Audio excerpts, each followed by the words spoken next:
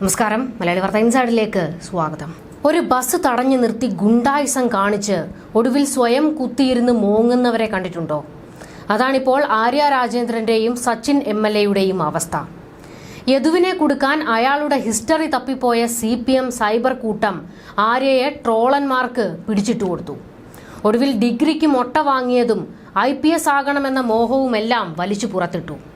ട്രോളന്മാർ എടുത്തിട്ട് അലക്കുന്നത് ഡിഗ്രി മാർക്കാണ്. നേരാം വണ്ണം പഠിച്ച് പരീക്ഷ എഴുതി സർട്ടിഫിക്കറ്റ് ഉണ്ടാക്കിയ ഒരുത്തനും ഇല്ലേടെ ഈ പാർട്ടിയിലെന്ന് പരിഹാസം വരുന്നു. കണക്കിന് മുട്ട, മലയാളത്തിന് 7 മാർക്ക്, ഇങ്ങനെ നീളും ആര്യേച്ചിയുടെ കലാപ വിദ്യാഭ്യാസം. ആര്യയുടെ മാർക്ക് ലിസ്റ്റ് വിവരങ്ങൾ ശശികുമാറാണ് പുറത്തുവിട്ടത്. ഇതോടെ ചാകര കിട്ടിയ സന്തോഷത്തിലാണ് ട്രോളന്മാർ പടച്ചുവിട്ടിരിക്കുന്ന കിടിലൻ ഒരു ഐറ്റം ഉണ്ട്. സിവിൽ സർവീസ് പരീക്ഷ PSCക്ക് വിടണമെന്ന് മുഖ്യമന്ത്രിക്ക് നിവേദനം നൽകി ആര്യ രാജേന്ദ്രൻ. നേരത്തെ PSCക്ക് വിട്ടിരുന്നുവെങ്കിൽ ആര്യേച്ചി ഒരു കളക്ടർ ആയേനെ. AKG സെന്ററിന് സ്വന്തമായ ഒരു IPSകാരി, അതൊരു തലയെടുപ്പായിരുന്നു. പക്ഷേ ജസ്റ്റ് മിസ്, നഷ്ടപ്പെട്ടു. ഇനി ഒരു സഖാക്കളുടെയും സിവിൽ സർവീസ് എന്ന സ്വപ്നം പൊലിയരുത്.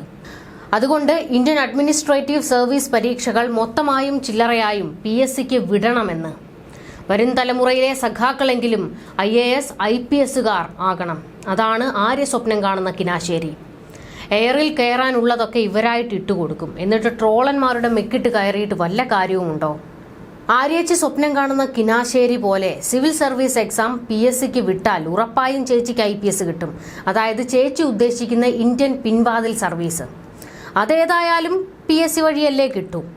പിന്നെ കണക്കിന് മുട്ട വാങ്ങിച്ചാൽ എന്താ, പഠിപ്പിച്ച മാഷുമാരെല്ലാം പൊളിയായിരുന്നെന്ന് ആര്യേച്ചി പറഞ്ഞു. കണക്കിന് താൻ പുലിയായിരുന്നു. എഞ്ചിനീയറിംഗ് പഠനം ഉപേക്ഷിച്ചത് കണക്ക് പഠിക്കണം എന്ന ത്വര കൊണ്ടാണ്. ഭൂഗോളത്തിന്റെ ഓരോ സ്പന്ദനവും കണക്കിലാണെന്ന ചാക്കോ മാഷിന്റെ ഉപദേശം ശിരസാ വഹിച്ച് കണക്ക് പഠിക്കാൻ ചെന്ന് കയറിക്കൊടുത്തു. കണക്കിനോട് ഒരു പേടിയല്ലേ ആര്യ എന്ന അവതാരകന്റെ ചോദ്യത്തിന് ചാക്കോ മാഷിനെ പോലെയാണ് കണക്ക് മാഷന്മാരെന്ന് ഒരു കോൺസെപ്റ്റ് ചെറിയ പ്രായം മുതൽ എനിക്ക് ഉണ്ടായിരുന്നു. പക്ഷേ പഠിപ്പിച്ചിരുന്ന 2 അധ്യാപകരും എൻ്റെ മുൻധാരണ മാറ്റി.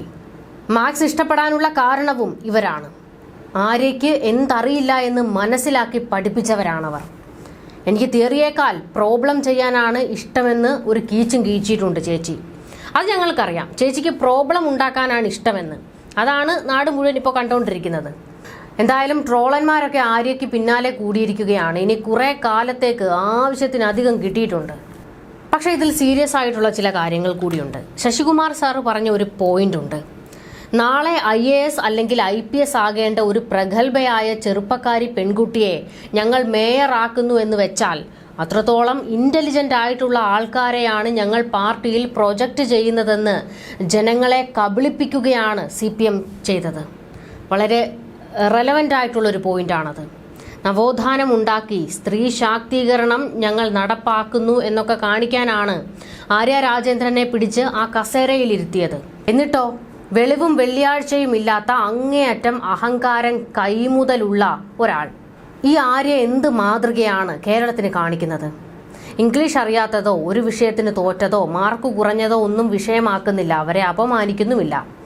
എന്നാൽ കോമൺ സെൻസും പക്വതയും ഇല്ലാത്ത ഒരാളെ ഏറ്റവും പ്രധാനപ്പെട്ട ഒരു കസേരയിൽ കൊണ്ടിരുത്തി ആ കസേരയുടെ വില കൂടി കളഞ്ഞു. നമ്മളെ ഭരിക്കുന്നവർക്ക് കുറച്ച് വിദ്യാഭ്യാസമെങ്കിലും ഉണ്ടാകണ്ടേ? എല്ലാവരും എല്ലാം തികഞ്ഞ മനുഷ്യരല്ല. പക്ഷെ ഇരിക്കുന്ന കസേരയ്ക്ക് ഒരു ബഹുമാനം കിട്ടണമെങ്കിൽ അതിലിരിക്കുന്ന ആളും അത്തരത്തിലുള്ള ആളായിരിക്കണം. ആര്യ രാജേന്ദ്രൻ മേയർ സ്ഥാനത്ത് എത്തിയതു മുതൽ വിവാദമല്ലാതെ വേറൊന്നും ഉണ്ടാക്കിയിട്ടില്ല.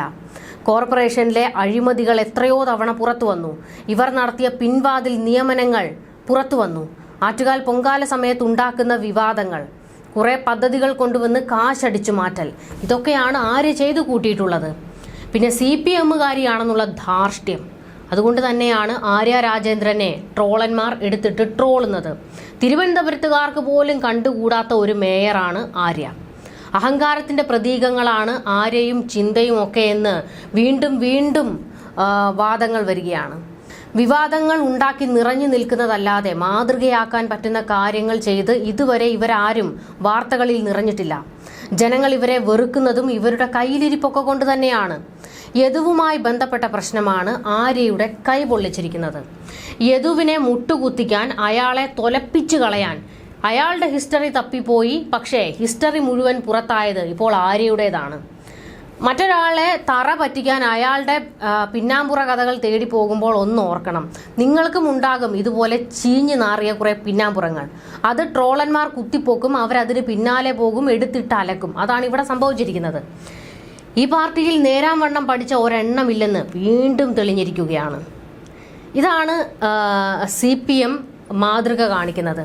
DYFIയിലെയും SFIയിലെയും ചെറുപ്പക്കാരെ ഇതുപോലെ എന്തിനും ഏതിനും അങ്ങ് കുത്തഴിച്ച് കയർ ഊരി വിട്ടിരിക്കുകയാണ്. ഇവർക്ക് എന്തും ചെയ്യാം. CPM ഇവരെ സംരക്ഷിച്ചോളും. ഇവർ ഏതെങ്കിലും ഒരു കോളേജിൽ ചേർന്നാൽ മതി, അറ്റൻഡൻസ് ഇല്ലെങ്കിലും പരീക്ഷ എഴുതിയില്ലെങ്കിലും വിജയിക്കും. അതാണ് അവസ്ഥ. SFIയിലെയും DYFIയിലെയും പലരുടെയും മാർക്ക് ലിസ്റ്റും സർട്ടിഫിക്കറ്റുമായി ബന്ധപ്പെട്ട എത്രയോ വിവാദങ്ങൾ വന്നിരിക്കുന്നു. അതിൽ ഒടുവിലത്തേതാണ് ഇത്. ഇനി എല്ലാവരും ട്രോളന്മാർ ആവശ്യപ്പെടുന്നത് റഹീമിന്റെ സർട്ടിഫിക്കറ്റ് പരിശോധിക്കണമെന്നാണ്.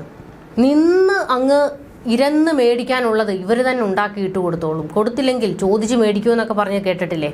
അതാണ് ഇവരുടെ അവസ്ഥ. എന്തായാലും ആര്യ ഇനി കുറെ നാൾ എയറിൽ തന്നെയാണെന്ന് ഉറപ്പാണ്. ന്യൂസ് ഡെസ്ക് മലയാളി വാർത്ത ഇൻസൈഡ്.